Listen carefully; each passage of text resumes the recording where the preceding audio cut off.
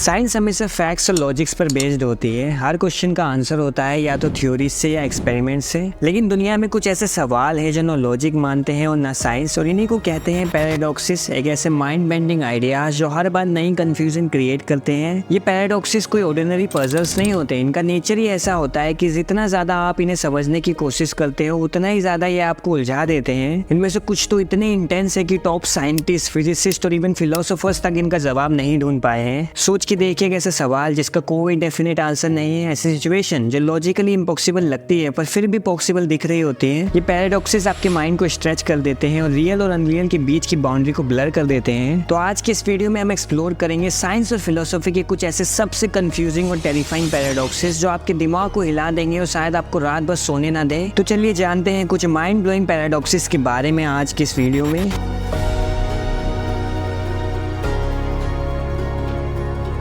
Time travel के concept ने हमेशा ही इंसान की इमेजिनेशन को फ्यूल दिया है। आपने मूवीज, बुक्स या साइंस फिक्शन के थ्रू एक्सपीरियंस जरूर किया होगा। लेकिन जब बात आती है पास्ट में जाने की, तब एक पैराडॉक्स सामने आता है, द ग्रैंडफादर पैराडॉक्स। सोचिए कि आप पास्ट में जाके अपने ग्रैंडफादर को उस वक्त में मार देते हैं जब उनका बेटा यानी आपके फादर पैदा भी नहीं हुए थे। तो ऑब्वियस है कि आपका जन्म कभी होता ही नहीं। लेकिन अगर आप पैदा ही नहीं हुए तो आप टाइम ट्रेवल करके अपने ग्रैंडफादर को मारने गए कैसे? और अगर गए ही नहीं तो आपके ग्रैंडफादर भी जिंदा रहे और फिर आपका जन्म भी हुआ। ये कैंडलेस लूप बन जाता है जिसमें हर पॉसिबिलिटी अपने आप को कॉन्ट्राडिक्ट करती है। साइंटिस्ट और फिलोसोफर्स ने इस पैराडॉक्स को समझने के लिए कई थ्योरीज दी है, जैसे मल्टीपल टाइमलाइंस, पैरेलल यूनिवर्स या क्वांटम ब्रांचिंग, लेकिन अब तक इसका कोई कंक्लूसिव सॉल्यूशन नहीं मिला है। ये पैराडॉक्स टाइम ट्रेवल के कॉन्सेप्ट पर ही एक बड़ा सवाल खड़ा कर देता है। यूनिवर्स में बिलियंस ऑफ गैलेक्सीज है, हर गैलेक्सी में ट्रिलियंस ऑफ स्टार्स और उनके आसपास प्लैनेट्स, जिसमें अर्थ जैसा प्लैनेट होने की पूरी पॉसिबिलिटी है। स्टैटिकली देखा जाए तो एक्स्ट्रा टेरेस्ट्रियल लाइफ का एग्जिस्ट करना ऑलमोस्ट सर्टेन लगता है, लेकिन फिर भी अब तक ना कोई एलियन कांटेक्ट मिला, ना सिग्नल, ना स्पेसक्राफ्ट, ना कोई एविडेंस। और इसी से जन्मा हमारा दूसरा paradox, the Fermi paradox. Physicist Enrico Fermi ने सवाल उठाया था, अगर इंटेलिजेंट एलियंस एग्जिस्ट करते हैं तो फिर वो है कहाँ? इसके कई सारे पॉसिबल आंसर्स दिए गए। शायद वो हमें इग्नोर कर रहे हैं, शायद वो इतने एडवांस है कि उनकी टेक्नोलॉजी हमें समझ ही नहीं आती, या हो सकता है कि हम सच में इस इन्फिनिट यूनिवर्स में अकेले हैं, या फिर सबसे डार्क पॉसिबिलिटी की इंटेलिजेंट सिविलाइजेशन अपने आप को डिस्ट्रॉय कर लेती है before they can reach us. Bootstrap paradox एक ऐसा टाइम लूप है जहाँ कोई ऑब्जेक्ट या इन्फॉर्मेशन अपने आप को क्रिएट कर लेती है बिना किसी ओरिजिन के। फॉर एग्जांपल, एक इंसान फ्यूचर से एक डायरी ले जाता है पास्ट में और इस डायरी को एक फेमस राइटर को दे देता है। राइटर उसी डायरी को पब्लिश करता है और फेमस बन जाता है। फिर वो डायरी फ्यूचर तक पहुंचती है और वही डायरी एक दिन किसी के हाथ लगती है जो उसे फिर पास्ट में ले जाके उस राइटर को दे देता है। अब सवाल है कि आखिर ये डायरी लिखी किसने? राइटर ने? नहीं, क्योंकि वो डायरी तो फ्यूचर से आई थी। फ्यूचर से लाने वाले ने? नहीं, उसने तो वही डायरी ले जाके राइटर को दे दी थी जो राइटर ने कॉपी की थी। ये पैराडॉक्स ओरिजिन के कॉन्सेप्ट को ही कोलैप्स कर देता है। टाइम ट्रेवल के कॉन्टेक्स्ट में सबसे कंफ्यूजिंग और माइंड बेंडिंग पैराडॉक्स माना जाता है। शिप ऑफ थियसिस एक फिलोसॉफिकल पैराडॉक्स है जिसमें सवाल होता है कि किसी भी चीज की असली पहचान क्या होती है। सोचिए, एक शिप जिसका नाम है शिप ऑफ थियसिस, उस शिप के सब पार्ट्स एक एक करके बदल दिए जाते हैं, नई लकड़ी, नए स्क्रूज, नए सेल्स। आखिर में उस शिप का एक भी ओरिजिनल पार्ट नहीं बचा। तो सवाल ये है कि क्या वो शिप अब भी वही ओरिजिनल शिप है? और अगर उन सारे ओरिजिनल पार्ट्स को इकट्ठा करके एक दूसरी शिप बनाई जाए तो असल शिप ऑफ थियसिस कौन सी है? ये पैराडॉक्स मॉडर्न आइडेंटिटी और कॉन्शियसनेस के क्वेश्चन को भी टच करता है। हमारी बॉडी भी तो हर 7 साल में अपने काफी सेल्स रिप्लेस कर लेती है। तो क्या आप आज वही व्यक्ति हो जो 7 साल पहले थे? सोचने वाली बात है, राइट? आइंस्टाइन की थ्योरी ऑफ रिलेटिविटी के अकॉर्डिंग टाइम एक कांस्टेंट नहीं है, वो स्पीड ऑफ ग्रेविटी के हिसाब से स्लो या फास्ट चल सकता है। और इसी से निकल के आता है ट्विन पैराडॉक्स जो इसी थ्योरी पर बेस्ड है। सोचिए, 2 जुड़वा भाई हैं, एक भाई स्पेस में एक रॉकेट में बैठकर लाइट स्पीड के करीब वेलोसिटी से ट्रैवल करता है और दूसरा भाई अर्थ पर ही रहता है। जब स्पेस वाला भाई वापस अर्थ पे आता है तो देखता है कि उसका भाई बूढ़ा हो चुका है, लेकिन वो खुद अभी भी यंग है। इसका मतलब उसके लिए टाइम धीरे चला। ये पैराडॉक्स रियल साइंटिफिक ऑब्जर्वेशंस के बेसिस पर बेस्ड है और इससे स्पेस टाइम और टाइम डायलेशन का कॉन्सेप्ट समझ में आता है जो स्पेस ट्रैवल के फ्यूचर में बहुत इंपॉर्टेंट होगा। ग्रीक फिलोसोफर ज़ीनो ने एक पैराडॉक्स दिया था जिसमें मोशन को ही इम्पॉसिबल बताया गया। उसके एक वजन में कहा गया, अगर आपको किसी जगह तक जाना है तो पहले उस जगह का आधा डिस्टेंस तय करना पड़ेगा, फिर उस आधे का आधा और फिर उस आधे का भी आधा। तो इस तरह से इन्फिनिट नंबर ऑफ स्टेप्स हो जाते हैं। तो मैथमेटिकली आप कभी मंजिल तक पहुंच ही नहीं सकते, लेकिन रियलिटी में तो हम सब डेली मंजिल तक पहुंच जाते हैं। तो क्या मैथमेटिक्स और रियलिटी अलग चीजें हैं? ये पैराडॉक्स मोशन, टाइम और स्पेस के कॉन्सेप्ट को फिलोसॉफिकली चैलेंज करता है। एक सिंपल सेंटेंस, मैं झूठ बोल रहा हूँ, अगर ये स्टेटमेंट झूठ है तो इसका मतलब बोलने वाला सच बोल रहा है, और अगर वो सच बोल रहा है तो इसका मतलब वो झूठ बोल रहा है। ये कॉन्ट्राडिक्शन किसी एक डायरेक्शन में सॉल्व नहीं होती, क्योंकि दोनों ही ऑप्शंस अपने आप को इनवैलिडेट करते हैं। ये पैराडॉक्स लॉजिक लॉजिक और ट्रुथ के कॉन्सेप्ट को कोलैप्स करते हैं। इसका इम्पैक्ट फिलोसॉफी के अलावा कंप्यूटर साइंस और लैंग्वेज थ्योरी में भी है। तो दोस्तों ये थे कुछ सबसे कंफ्यूजिंग और फैसिनेटिंग पैराडॉक्सेस जो सिर्फ एंटरटेनमेंट नहीं बल्कि लॉजिक और साइंस के फाउंडेशन तक को शेक कर देते हैं। इन पैराडॉक्सेस का मजा सिर्फ उन्हें समझने में नहीं, उनके बारे में सोचने और उन पर डिबेट करने में है। शायद इनमें से कुछ का कभी सॉल्यूशन मिल जाए और हो सकता है कि हर सॉल्यूशन एक नए पैराडॉक्स को जन्म दे। आपको कौन सा पैराडॉक्स सबसे ज्यादा दिमाग घुमा देने वाला लगा, कमेंट में जरूर बताना। और अगर ऐसे ही ब्रेन ट्विस्टिंग टॉपिक्स में इंटरेस्ट है तो वीडियो को लाइक, शेयर और चैनल को सब्सक्राइब कर लेना। मिलते हैं अगली वीडियो में। धन्यवाद।